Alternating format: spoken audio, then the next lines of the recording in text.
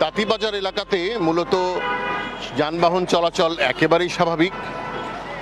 এখানে ব্লকেট কর্মসূচি যারা ডেকেছে আন্দোলনকারী শিক্ষার্থীরা, তাদেরকেও এখন পর্যন্ত এখানে দেখা যায়নি। আন্দোলনকারীরা রাজধানী ঢাকাতে যে 18টি স্পট নির্ধারণ করেছে, তার মধ্যে একটি গুরুত্বপূর্ণ স্পট এই তাঁতীবাজার মোড়।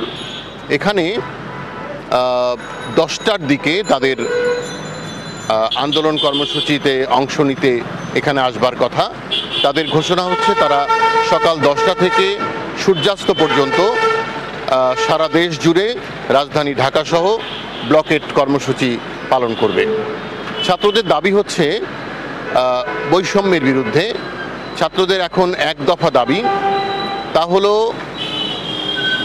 সবগুলো গ্রেডে কোটা পদ্ধতি যা আছে সেই কোটা পদ্ধতির মধ্যে সংবিধান সম্মতভাবে পিছিয়ে পড়া যে জনগোষ্ঠী, সেই জনগোষ্ঠীর জন্য ন্যূনতম কোটা রেখে জাতীয় সংসদে আইন পাশের মাধ্যমে কোটা সংস্কার যেন করা হয়, এই দাবিতেই তারা আজকে এক দফার আন্দোলনে নেমেছে এবং সারা দেশে রাজপথ, রেলপথ সবখানেই তারা অবরোধ সৃষ্টি করবে সারা দেশ জুড়ে এই ব্লকেট কর্মসূচির অংশ হিসেবে।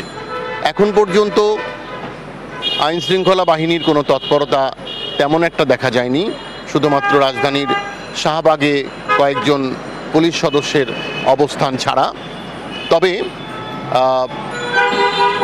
ছাত্রদের দাবি যে তারা যে কোনো মূল্যে এই আন্দোলনে সফলতা নিয়ে আসবে। দোলা। রূপা, আপনাকে ধন্যবাদ আমাদের সাথে যুক্ত হবার জন্য। এখন জন্ম সনদ দিয়ে খোলো বিকাশ স্টুডেন্ট অ্যাকাউন্ট। নিজের বিকাশ নিজে কর।